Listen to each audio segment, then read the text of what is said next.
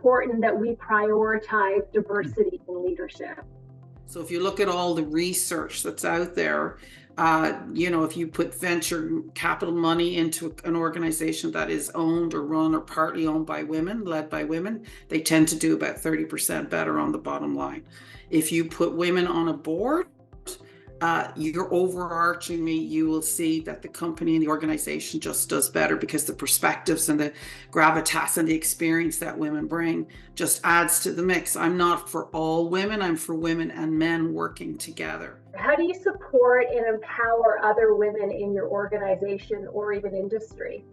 We have been talking a lot about how to manage women differently than men to ensure that our women succeed and they feel empowered to take more on. And so I think one of my personal conclusions is really that they need a lot more encouragement because they really want to have 90% before they jump, and they can jump earlier, and that's okay, and that's a good thing. And a lot of our values actually center around encouraging people to do that with it won't be pretty and push your limits and move fast and break things. And I've spoken to a lot of women I mentor about that, about them getting down on themselves if they get negative feedback, and I'm just say, step up and move on. Humans make 30,000 decisions in one day.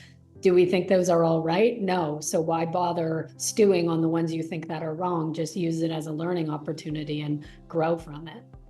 Share a moment from your career that you look back on now as being a pivotal moment in your journey. The pivotal person in my life was my grandmother, and her influence led to a shift in my journey. She essentially raised me and always believed in me. She believed I could do anything I wanted to, even though I was a girl. She encouraged me to go to university at a time when very few women in India did so.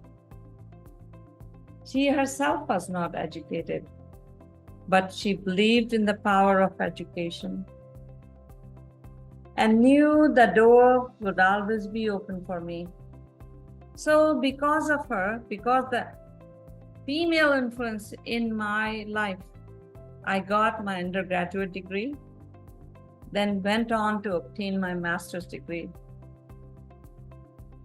I can tell you that I credit much of my success in my career to her. Does or how does being a woman impact your approach to leadership? When I was reflecting on this question, I think overall, women do have a superpower in that they can be very empathetic, and they can really use that in business and in M&A, in running a strong cultural organization. And so there is an opportunity there. So tell me, Jennifer, how you're fostering diversity and inclusion within your organization today. Inclusion is the key to diversity, and not get diversity and then include. It's the reverse. And that may be that most organizations may know that, but this was something we learned.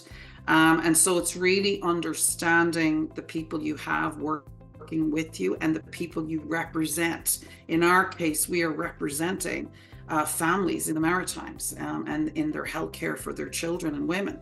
And so you've got to understand the different populations. And so we work alongside the IWK Health Centre in reaching in different ways, different populations.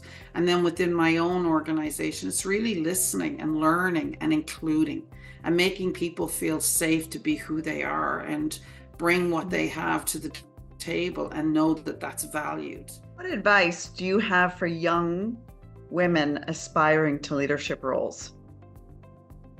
Always be different. Understand your uniqueness and carve your own path. Gravitate to where your uniqueness is celebrated, and you will find others traveling in the same direction.